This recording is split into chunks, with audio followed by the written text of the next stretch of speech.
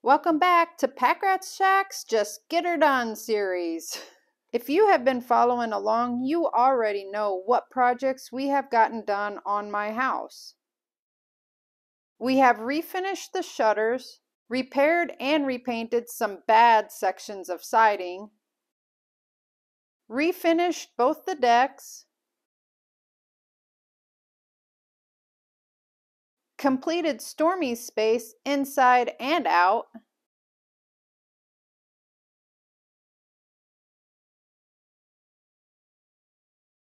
refinished my doors, refinished Nova's room after she moved out, refinished the living room and the hallway, and then as most of the kitties were moving out, we refinished the kitty room.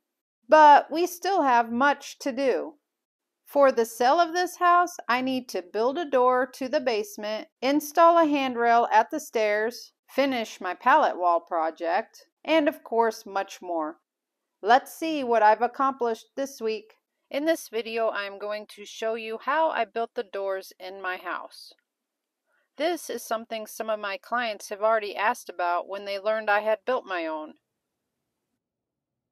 And the buyers of my house have requested that a door be put in at the top of the basement stairs. This will provide me the opportunity to show you exactly how I made my other doors. So although I have learned more proper techniques for building your own projects and the reasons why you should properly mill your material for building projects, while building this door, I will be continuing to use the same process I originally used in the doors that I have already built for my house. One, so that they will all match, and two, it's a good reference point and recording of where my skill set was when I started my journey towards woodworking.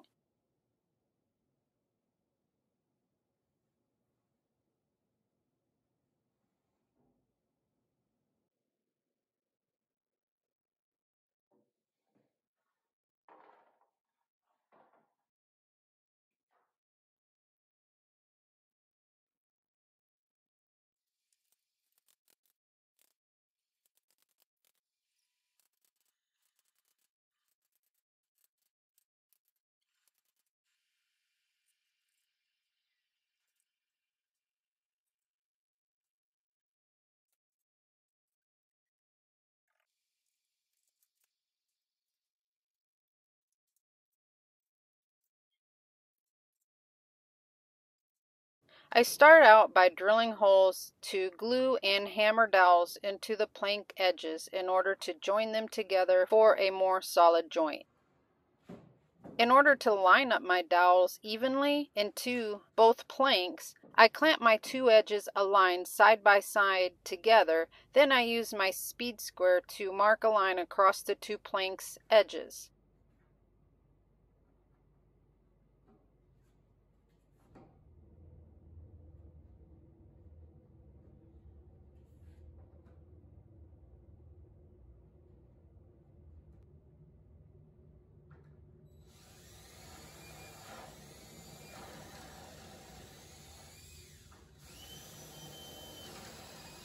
I then drill the holes by centering the drill guide over the line that I've marked.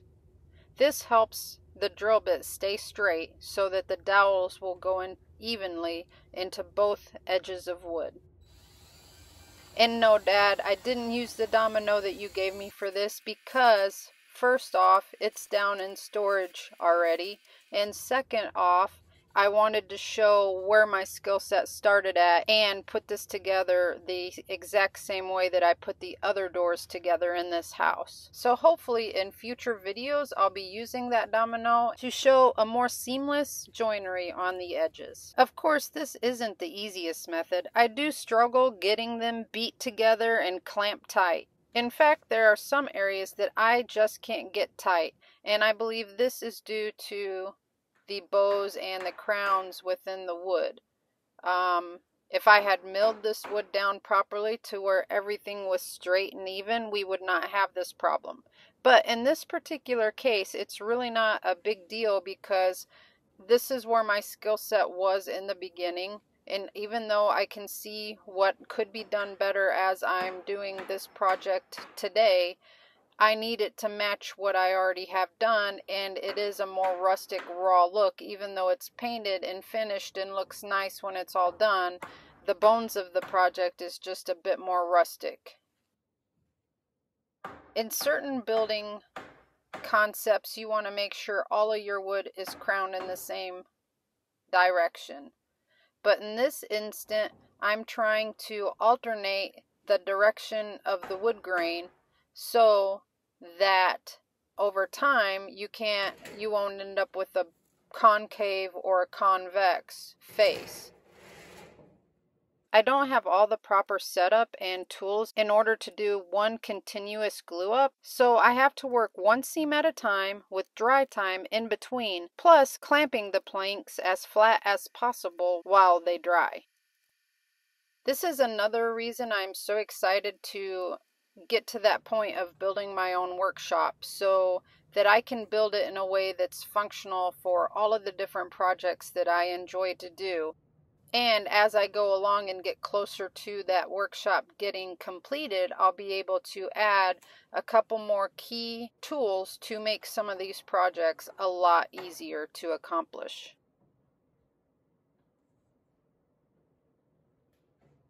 You can see I'm also struggling with clamping in some situations because I just don't have long enough scraps on hand to use as proper bracing. But I somehow figure out ways to make what I have work.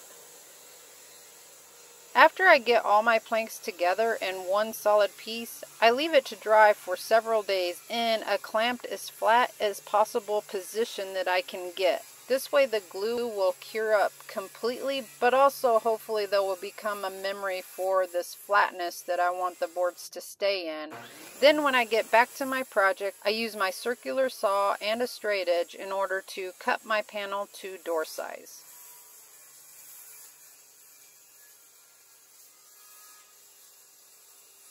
Oh, and I need to scrape all of these sticky price tags off of the wood as well. And then I clean all of the residue off with paint thinner.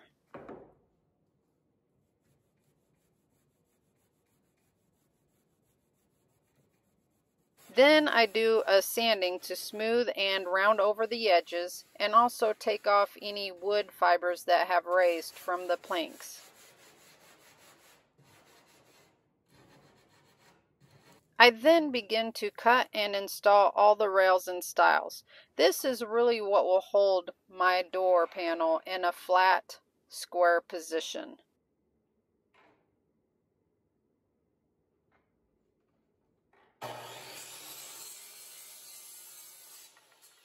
I glue, clamp, and finish nail them into place.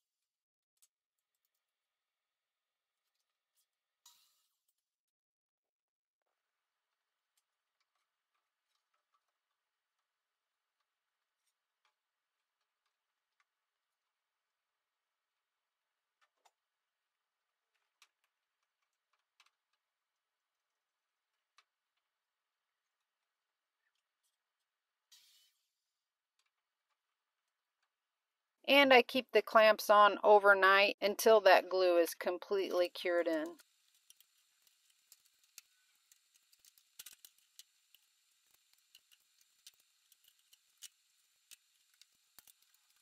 Then I fill in all the nail holes and sand the excess filler off. I use Minwax wood filler and just a sanding disc that's probably around 180 to 200 grit by now. It's an old sanding disc.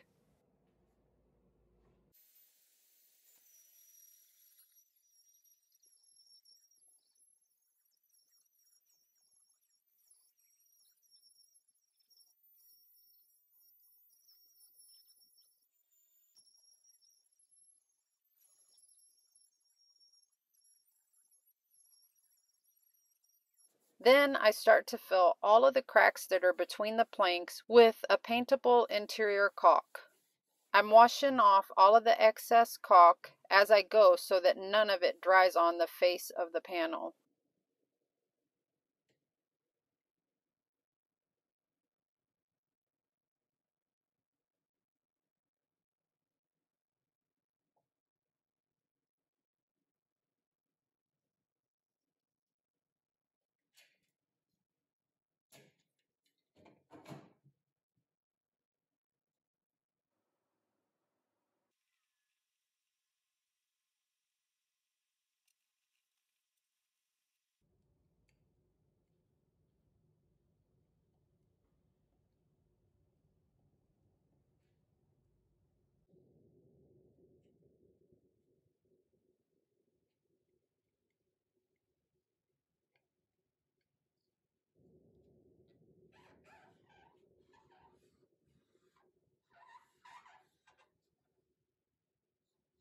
Then on the back side of the door, I install a thinner trim piece along all the exterior edges.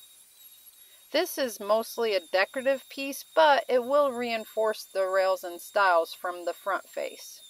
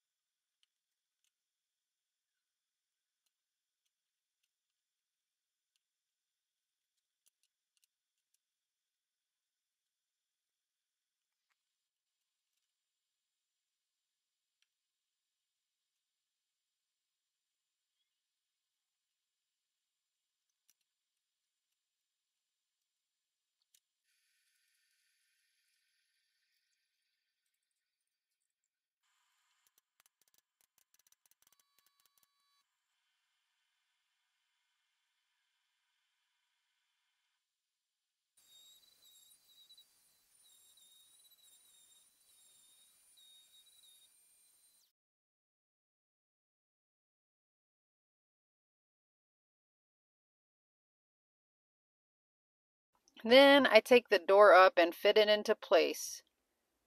This way I can mark the locations of the hinges. There had already been a previous door installed here, so we're just using the same locations of where the hinges already were.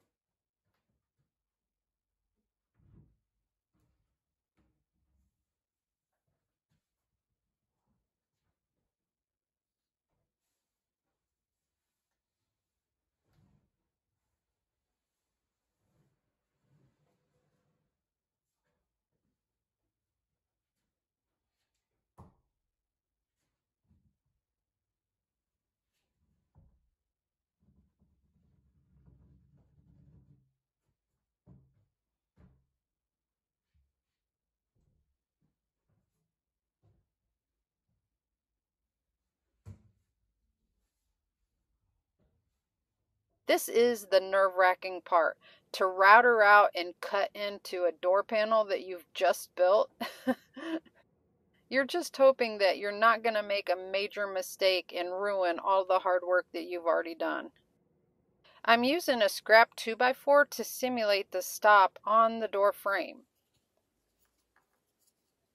And the width of this paint stick is the amount of space that's between the doorstop and the back edge of the hinge. So that is how far off the back of the door that we want this hinge to be located. Now it's just about setting the router depth and centering the jig over the marked hinge location.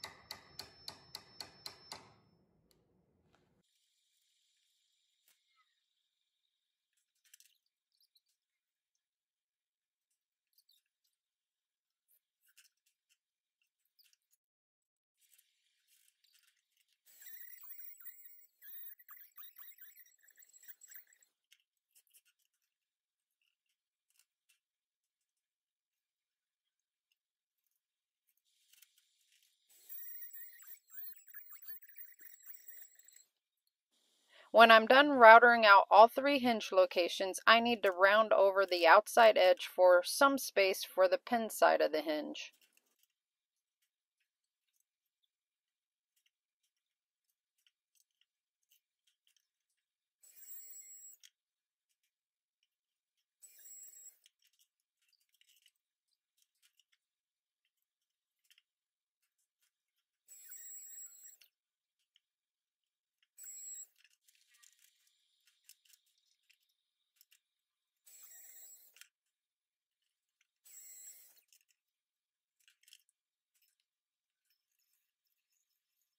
Then I used the template that came with the doorknob to cut out for the doorknob hardware.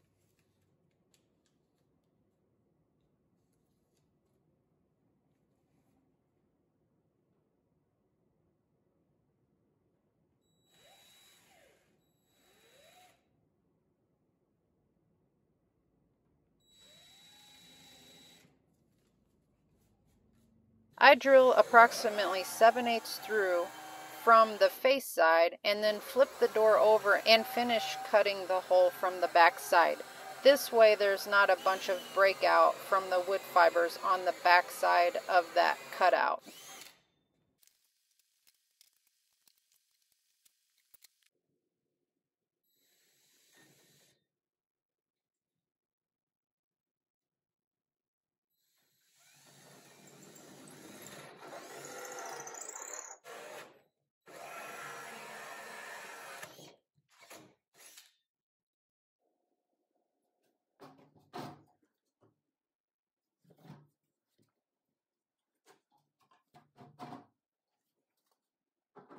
I do think I need to replace my 1-inch spade bit. It took forever to get through this.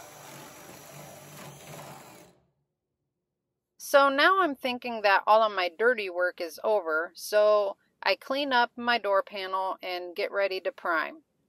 I start out by trying to use a Ben shellac spray primer, but I could not get this can to spray. No matter how long I shook the can, I could only get about 10 drops out.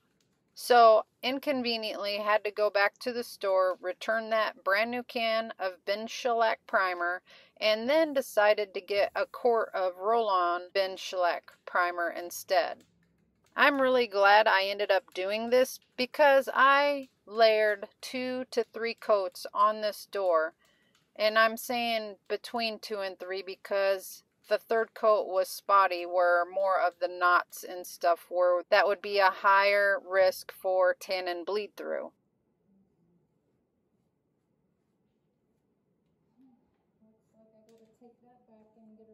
So I just layered it on until I was comfortable with the full coverage, and had the can worked out for me, I would have been back to the store 2 or 3 times for more, and it would have cost probably near $80 to prime it, where by buying the quart, I was able to do it all for $23. After this is all dried, I do attempt to install the door. This is where things become challenging. I start off with the method that I've used before, and it worked. And it's where you separate the hinge in halves and you install the half that belongs on the door there and the half that belongs in the frame on the frame. Therefore, it can act as a little shelf when you're putting the two pieces of hinge together. It really just holds everything into place, and then you just have to knock your pins in.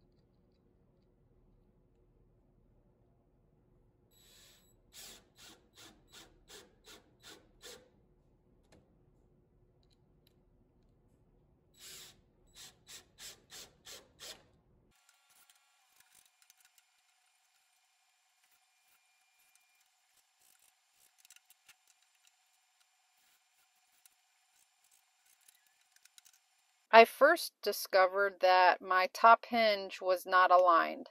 I had to end up moving the hinge location within the door frame up not quite a quarter of an inch, which meant that the new hardware holes would be right above where the holes already were, which then is no structural downward force. So I decided to mix up a 2-part epoxy wood filler that's very strong after it's cured, and it's actually strong enough to screw into after it's cured fully. I pack that into the holes as much as possible so that those holes are filled in and there's a solid material that cures and fills that space.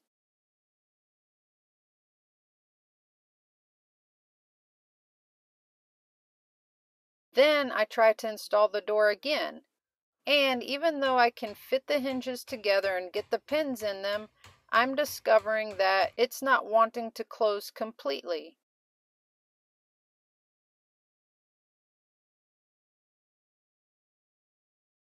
So I start shaving off where I believe it's too tight and the wood from the door is pushing up against the wood on the frame.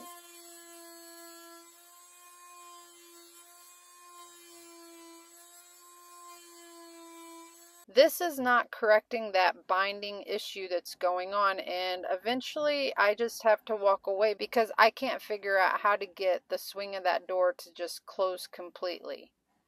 But apparently it comes to me while I'm sleeping at night or not sleeping at night, and I'm thinking that the hinges are binding up. So I decide the next day to take everything back off. So I change up my idea for installation and put the complete hinge on the door, and then setting the door in place with spacers on the floor so that that outside corner won't rub on the floor. Now I have it to where the bottom hinge is lined up, but every other hinge moving up from the bottom gets further and further off and needs to go up. Had I decided to try to install it this way from the beginning, the top hinge would have probably been a lot more solid for the new location, because there would have been a good gap in between the old hole and the new hole. But now we're going to have 3 stair step of holes right on top of each other, and there'll be no structural support there whatsoever.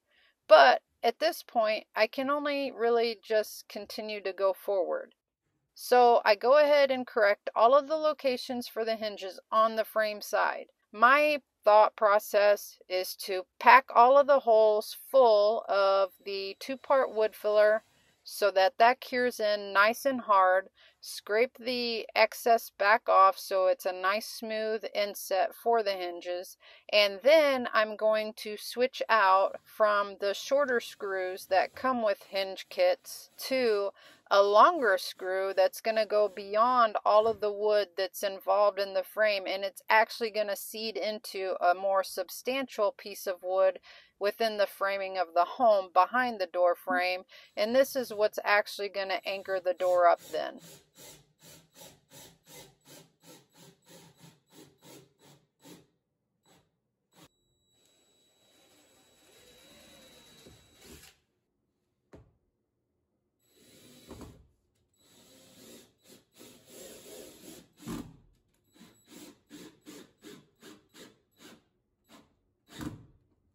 So now for the 3rd time of trying to install the door, everything seems to fit in a lot better. There's no binding. The door swing works great without scraping on the floor for the furthest outside corner. And I'm still having a slight bit of a problem with the door wanting to completely shut. Now it looks like I still need to shave some of the areas that were tight off of the inside of the door where it meets the frame, because using those longer screws pulled everything in just a bit tighter. And I need to shave off the outside top corner, because where I set it into place to clear the floor, now that corner is just a little too high for the door frame. So after I shave off all of the high spots within the door or the frame, I then follow that up with sanding them smooth, and then I check my door for the last time, and it's finally shutting properly.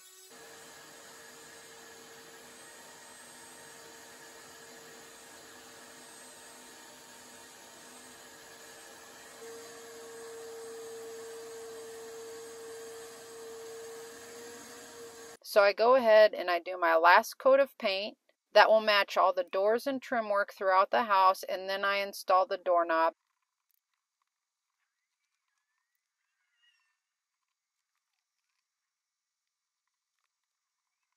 And we're finally finished. The door finally closes smoothly. This was the hardest door for me to do in this whole house, and all of my handicaps were recorded throughout the process, and will only be able to see how much more I can grow as I continue learning better techniques and gaining better tools for a better result in my woodworking skills.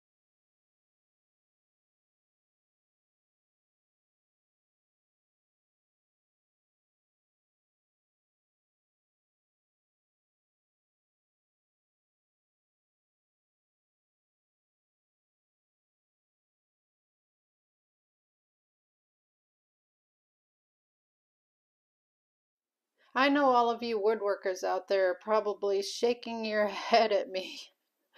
I'm thinking, what is she doing? But I hope that watching all of my struggles at least serves as a tool for those that are intimidated, to inspire all of you who have had ideas in your head to do. Go ahead, get started on those. It's not a waste of time. We all need to start somewhere, and we'll all only get better as we push through our barriers and just keep expanding our limits. And thank you to all of you who stuck with me to the end. Your view does help my channel succeed. And by clicking that like button or subscribing to my channel, That just helps me continue to grow and hopefully be able to stay on this platform providing content for you all. Again, thank you all for watching, and as always, stay safe out there.